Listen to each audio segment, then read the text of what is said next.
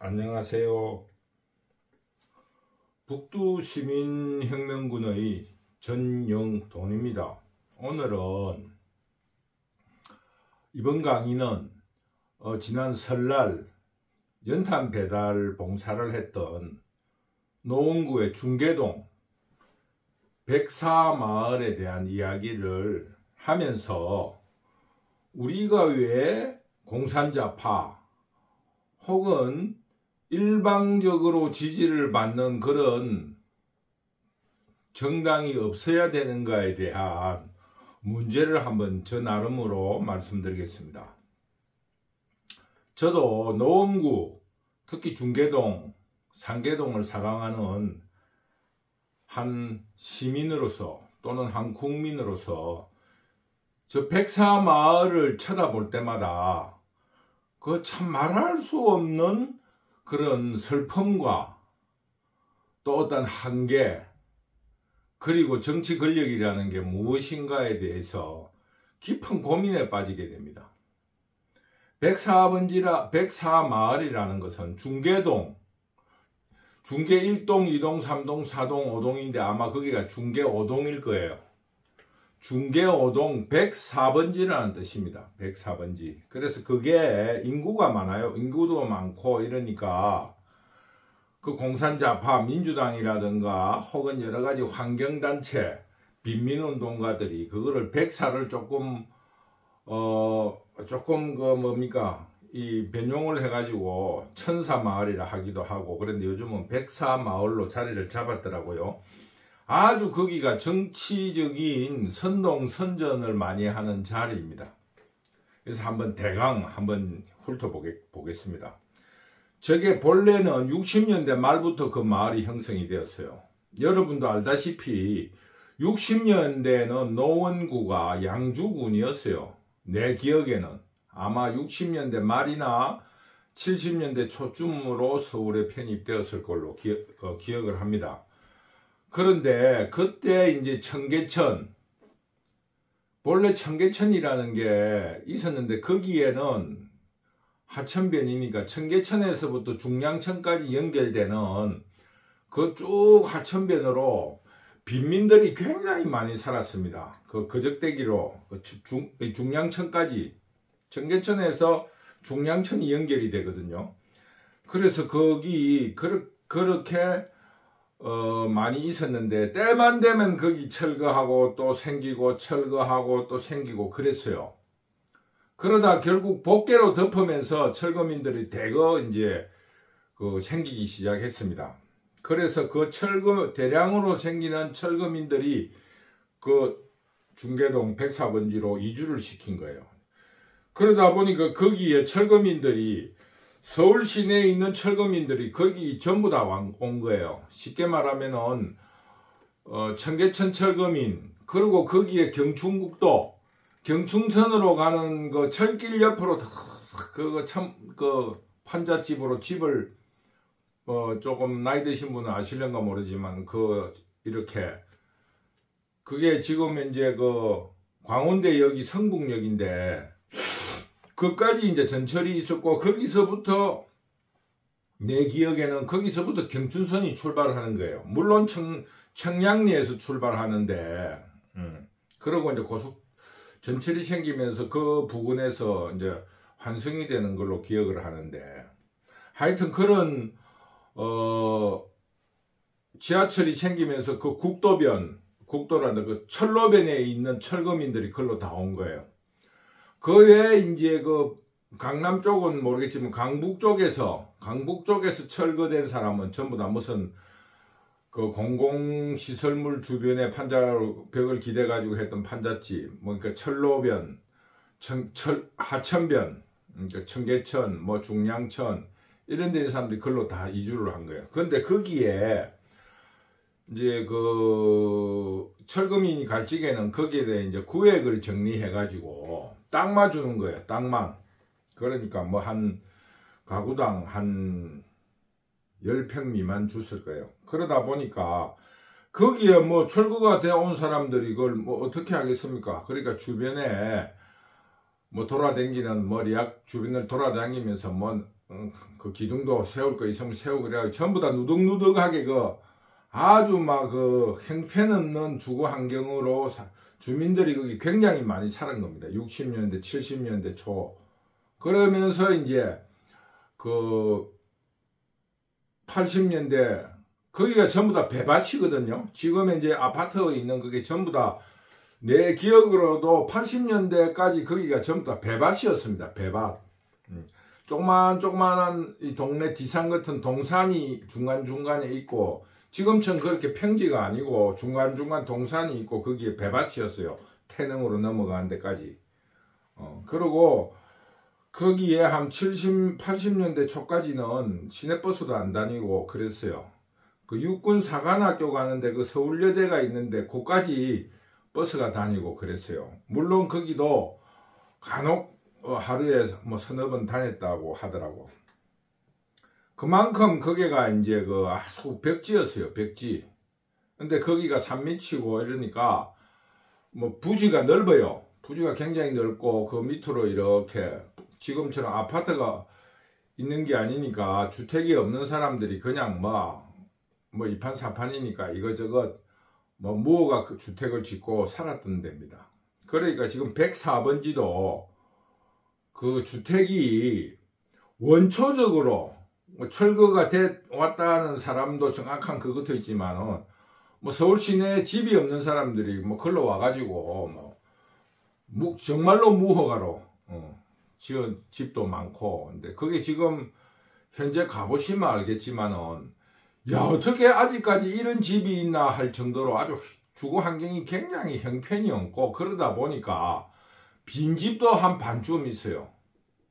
빈집도 한 반쯤 있고, 그러다가 80년대에 밑에 지금 노원구 아파트, 상계동에 아파트가 쫙 섰잖아요. 80년대 노태우 정부 때. 그러니까 지금 현재 밑에 주거지가 조금 주거가 돼 있는 곳은 한 15평에서 한 35평까지 아파트가 지어진 것은 90년대 초예요. 그러니까 그 전체적으로 면적은 넓고 또 환경이 어려운 사람들이 거기 살기가 그냥 비슷비슷한 사람끼리 살기가 그래 괜찮았어요. 그리고 옆에 나대지에 조그만 채소밭도 가꾸고 형편이 어렵고 몸 거동이 불편한 사람들은 거기에 살기가 좋아가지고 대거 무허가 허가, 그리고 또 주택 자체도 건축 허가를 받지 않는 주택일 거 아닙니까? 그러니까 그게 아주 이제 무허가인데, 지금도 가보면 형편이 없어요. 그런데 지금 가보면 한 반 이상이 비어 있어요. 왜? 주거 환경이 그걸 살 수가 있는 곳이 아닙니다. 연탄 아궁이고 수도도 안 들어오는 데가 많아요. 집으로. 그리고 또 낙후되고, 또 지을 때부터 정식으로 지은 집이 아니니까, 집에서 부럽고 몇 장 생기면 얼렁뚱땅 기둥 올리고 이러기 때문에 집이 설계를 가지고 지은 집이 아니니까 금방 무너지고 그게 아주 형편없는 데입니다. 그래서 이제 90년대부터 밑에 아파트촌이 있는 상가동 산 밑에 불암산, 거기가 일종의 불암산에서 수락산 넘어가는 산 중간쯤 되는 거예요. 이렇게 능선으로 가자면은 이렇게 불암산에서 수락산 넘어가는 산 중간쯤 되는 겁니다. 이렇게 능선이 이렇게 연결되어 있을 때. 그러고 그 위치는 산의 한 3분의 2 정도 고도에 있습니다. 그런데 이제 그러다 보니까 90년대부터 거기에 재개발 문제가 나온 거예요. 그 밑에 아파트를 지을 때부터. 그러니까 그게 재개발 이야기가 나온 지 벌써 30년이 넘었다는 겁니다. 그래서 재개발을 해야 된다가 국회의원 나오는 사람마다 거기 재개발 문제를 내그랬어요. 30년 전부터. 그런데 거기에 문제가 뭐냐, 아까 말한 대로. 첫째, 정식으로 철거민으로 인정받아가지고 땅을 한 10평 미만으로 받은 사람. 그 다음에 그 땅은 있지만은 주택을 정식으로, 그건 완전히 법으로 완전 무기나 법으로 건축 허가를 받아서 건축을 지은 사람. 또 두 번째는 땅은 받았지만은 위에 건축은 무허가인 사람. 허가 안 받고 뭐 얼기설기 행패해야 안 되니까. 그 다음에 두 번째로 문제가 생기는 게 뭐냐니까 정식 철거민이 아닌데 흘러 돌아가지고 나대지에 그냥 집 짓고 사는 완전 무허가. 완전 무허가. 그런데 또 어떤 사람이 있냐면 땅은 완전 무허가인데 건축 허가를 받아가지고 그 시절은 어려운 시기니까 건축을 허가를 받아가지고 주택은 허가를 받았는데 땅은 그 주인이 없는 땅. 쉽게 말하면 땅이 있는데 허가 받고 허가 안 받고 땅이 없는데 허가 받고 허가 안 받고 이것만 네 개 아닙니까? 그런데다가 거기에 임대를 사는 사람. 그럼 그 주거지에 사는 사람에도 8명이잖아요. 8명. 8가지 종류잖아요. 사람 말하면. 복잡한 거예요. 이 재개발을 하는데 땅값이 요즘처럼 부동산이 상계동이 뭐 크게 높지 않으니까 그 8사람을 나눠주고 나면 이 주택이 재개발이 안 되는 거예요. 이 수지가 안 맞는 거예요. 그런데 거기에 임대 사는 사람도 이제 달라 하지. 그런데다가 그게 또 무슨 문제가 생기냐면 이런 서류를 그대로 갖다 놓고 재개발 문제가 나오니까 그게 투기 대상이 된 거예요. 이제 여덟 사람들이 대해서 투기 대상이 생 거예요. 원래 임대를 받은 사람이 전전세여가지고 전전세를 해놨다든가 서류를 정리를 안 하고 전전세를 해가지고 그걸 주장하는 거예요. 증거 서류를 가져와가지고.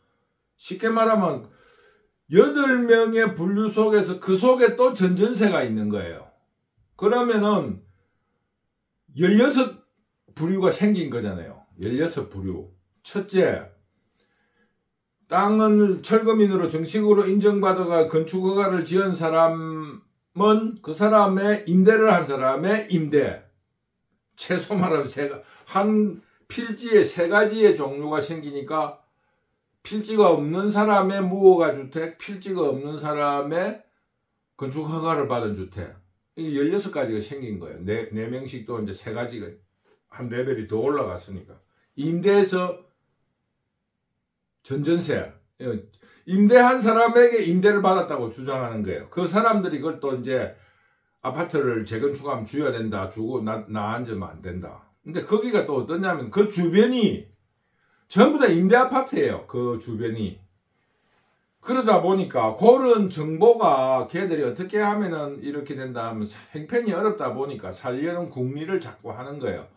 그러다 보니 이걸 어떻게 하면은 뭐 딱지를 받을 수 있다 이래가 그 나름으로 어떤 형식이 있냐면 조합이 다 그 조합이라 할까 뭐 친목회라 할까 단체가 다 만들어져 있는 거예요.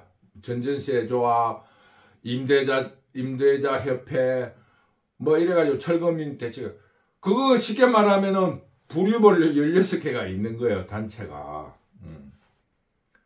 그러다가 이게 쭉 80년대 2000년대까지 끌고 온 거예요.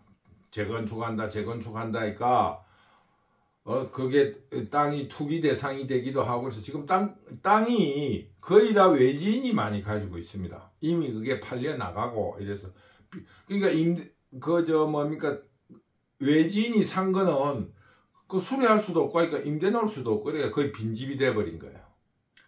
그 다음에 거기 사는 사람은 정말 못 사는 사람들이에요. 그 사람 그게 땅 주인이라도 되는 사람은 그 땅을 비워놓고 딴 데 가서 임대주택이라 얻어 사는데 그런 어떤 지적인 능력도 아무것도 안 되는 사람은 임대 산다고 하면은 딱지 준다는 이 소리 듣고 거기에 그냥 붙어 사는 사람들이에요.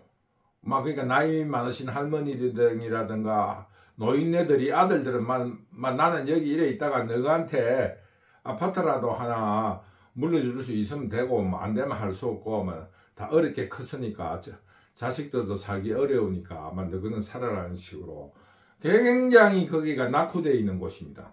정말로 낙후되어 있는 곳이요. 그런데 그게 이때까지 어떻게 되어 있었냐면 거기가 민주당의 터밭이에요. 그게 왜 민주당이 이제 터밭이 됐냐면 그 가난한 사람들이 전라도에서 이렇게 이농을 해가 와가지고 그 전라도 사람들이 많이 살아요.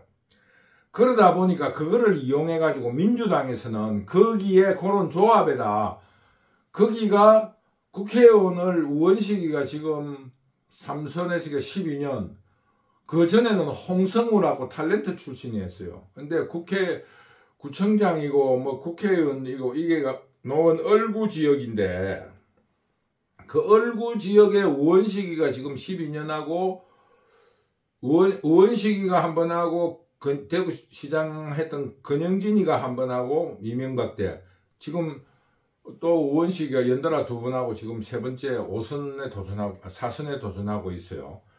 그러다 보니까 우원식이가 거기에다가 그 협회에 있는 모든 사람들을 자기 당직자라든가 이런 사람을 심어 놓은 거예요.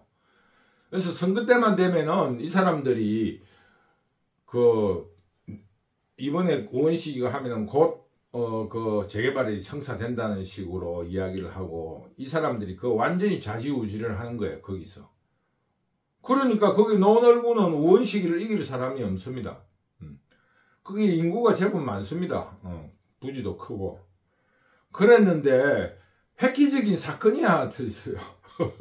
우리가 지금 생각해 보면은 시청에서 뭐 벌 키우고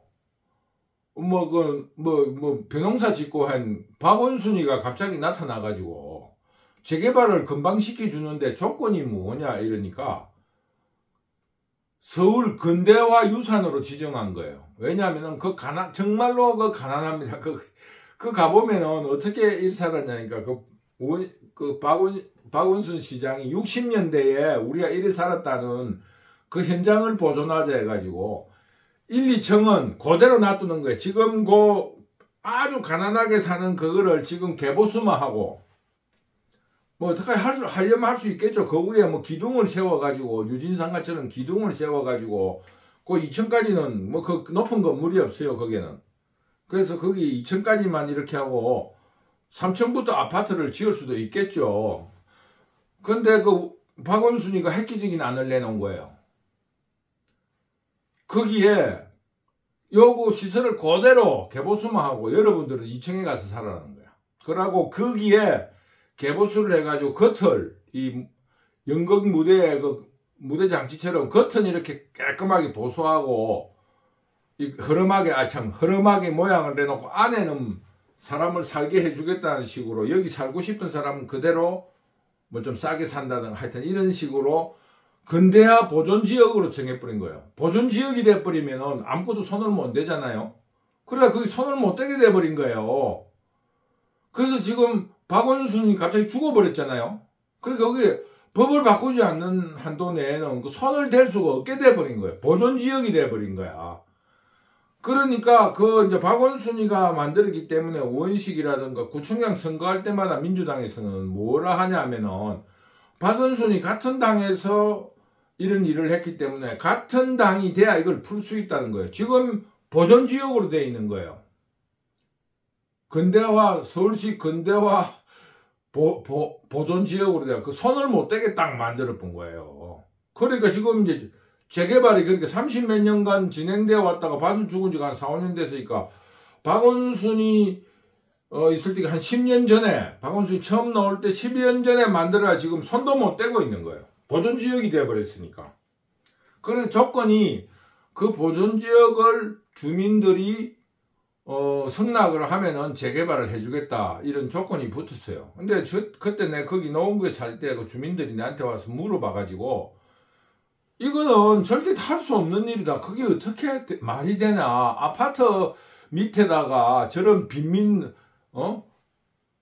동네 냄새 나는 다 떨어진 그런 걸 놔두고 2층에 근대화 시설을 짓는단 말인가. 그거는 너무나 탁상공론이고 그게 만약에 성공하더라도 주거민은 굉장히 불편하다.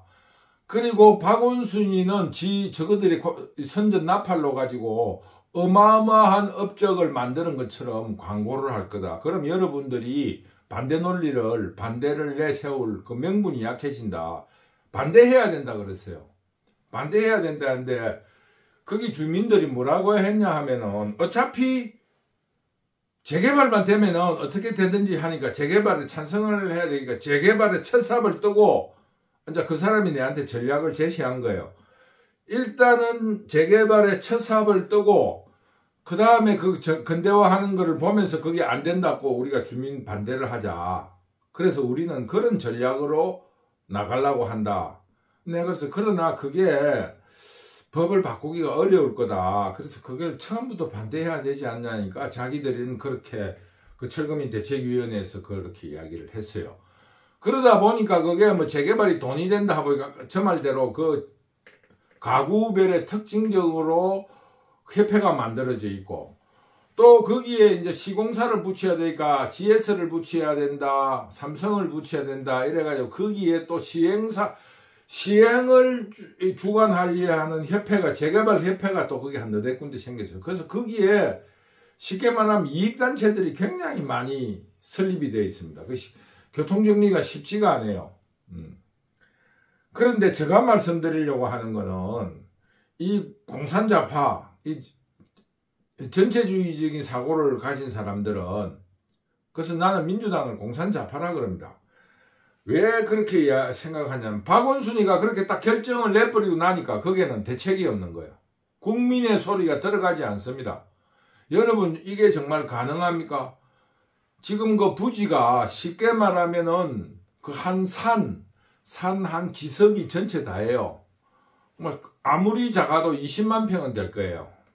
정확한 그 뭐 통계를 찾아봐야 한 20만 평이 되는데 거기에 골목길이 있고 이런데 물론 전체를 다 할 수는 없을 건데 큰 도로가 이쪽 일부분에 근대화 유적 보존 지역이라 해가지고 옛날 못 살던 거 여러분들 한번 가보세요. 그냥 우리가 그냥 못 사는 집이 아닙니다. 그냥 판자를 얼기설기 붙은 거를 무대장치처럼 그거를 보존하고 예를 들면은 전면에 20만 평이라면 전면에 한 5천 평 정도는 그거를 남기고 그 뒤에 재개발을 한다. 혹은 아니면은 1층에는 보존하고 3층부터는 아파트를 짓는다. 근데 그게 그 전체적으로 경관이 조화를 이루어질 수 있겠어요? 그건 물론 억지로 만들면은 뭐 건축기술상으로는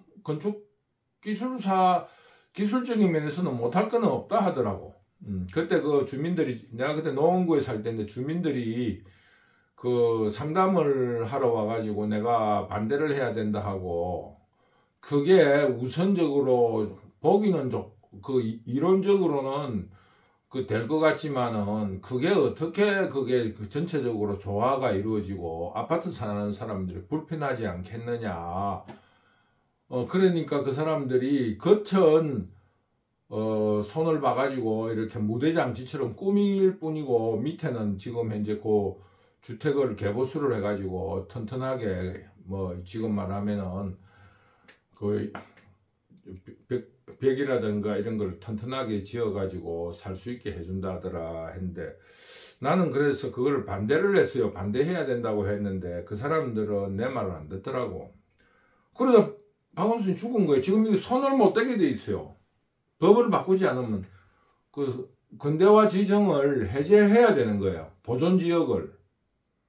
그래서 지금 이제 제가 오늘 말씀드리려 하는 거는 민주당이 하는 일이라는 게 주로 그래요. 자기들의 개인적인 치적에 몰입하는 거예요. 그러니까 그 사람들이 그런 어려운 과제를 물론 국가 정책이라는 게 100년 대계를 내다보고 해야 되니까 뭐 급작스럽게 할 필요도 없고 신중하게 해야 된다는 건 동의를 하지만은 그래가지고 지금 이제 30몇 년을 그 국민들, 그 시민들이 얼마나 불편을 겪고 있습니까? 그런데 거기에 빗대가지고 제가 말씀드리고 싶은 거는 부동산 정책은 정부에서 손을 안 대는 게 좋습니다. 왜냐하면 저도 이렇게 살아온 걸로 이렇게 보면 한국에서 부동산 정책을 정부에서 손을 대가지고 좋은 방향으로 나아간 적이 한 번도 없다고 나는 기억이 됩니다. 정부가 그 손을 대는 게 규제를 푸는 게 도리어 특혜가 돼가지고 정부가 손댄 지역이 도리어 폭등을 합니다. 왜냐하면은 그 아파트 값이 오른다고 해가지고 다른데 아파트 공급을 한다 하면서 그린벨트라든가 이런 거를 해제시켜야 되잖아요. 그러면 주택정책을 해제를 시키는 게 그린벨트를 해제시키기 때문에 그린벨트 거주의 가격이 폭등해 버리는 거예요. 그리고 그 옆에 인접지역의 그린벨트도 폭등을 하는 거예요. 손을 대면 될수록. 그래서 나는 부동산 정책에 있어 가지고는 정부가 손을 안 댔으면 좋겠다. 단 3단계 정도로 한 18평을 기준으로 해가지고 15평에서 18평을 기준으로 해가지고 주민주택은 거의 요즘 말하는 임대 수준으로 정부에서 관리를 하는 거예요. 정부에서 관리를 하고 그 다음에 한 30평까지 이쪽은 정부에서 융자 이자를 부담할 수 있는 사람들은 융자를 무한정 해주는 거예요. 그 다음 그 위에 100억이든 200억짜리는 저거가 짓든지 말든지 놔두라 이거야. 행편되는 사람 가서 살으라는 거예요. 고가 아파트. 근데 고가 아파트까지 왜 정부가 손을 대는지 모르겠어요.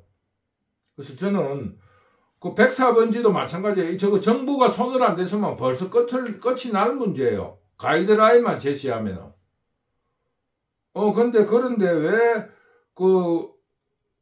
그 정부가 그런데 계속 개입을 해가지고 그 국민들을 못 살게 구는지 모르겠더라고요. 저는 주택정책, 부동산 정책은 정부에서 손을 떼라.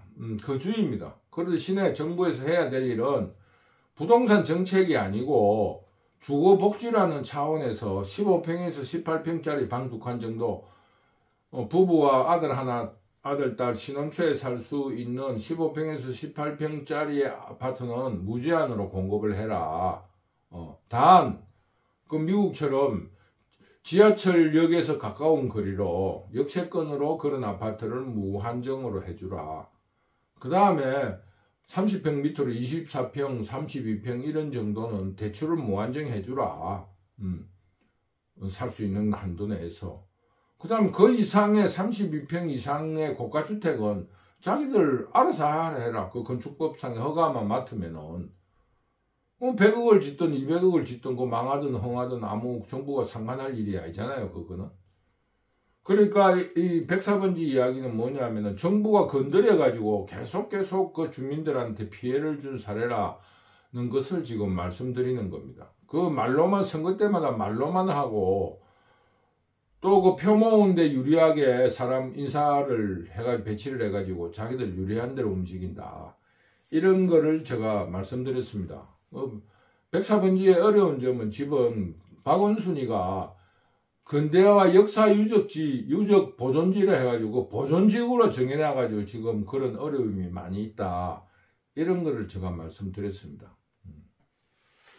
그래 104번지에 대한 그 이해가 조금 되셨는지 모르겠습니다. 하여튼 감사합니다.